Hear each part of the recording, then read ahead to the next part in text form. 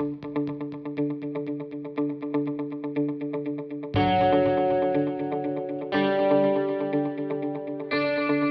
a couple of things about that. So anything that becomes market proven via an alternative crypto asset or any free market experimentation, because Bitcoin is open source, it can absorb those features, right? Like we've already seen that with SegWit, we're seeing it now with Schnorr signatures, things like this. So so I kind of look at, in that sense, alternative crypto assets are market proving grounds for future feature set for Bitcoin. And that's, again, it's very hard to disrupt that because it is open source. So you can, the rules that matter, right? It can't be inflated, confiscated, or stopped. Those don't change. Those are unchangeable. But everything else it's adaptive. So it can absorb features from other competitors. And then two, again, because it's money's valued based on those 5 traits.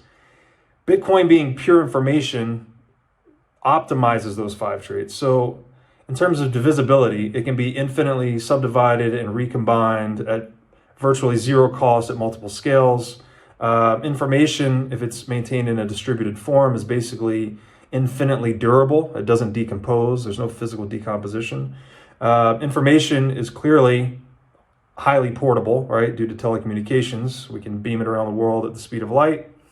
And information is also basically the most recognizable substance in the universe. If you just think about, the written word or mathematics, like this, the recognizability of information, that's what its purpose is. And then again, because Bitcoin has absolute scarcity, it's like what zero is to mathematics, Bitcoin is to money.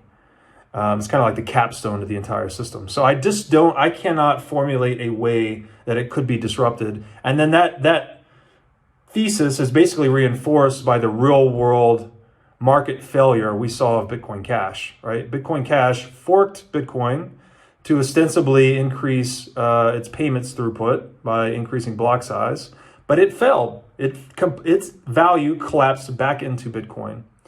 And you could take that a step further and say, even if Bitcoin Cash forked off, developed something super unique that was a genuine competitive threat to Bitcoin, your default strategy as a Bitcoiner is still just to hold, because you get allocated Bitcoin Cash in that fork.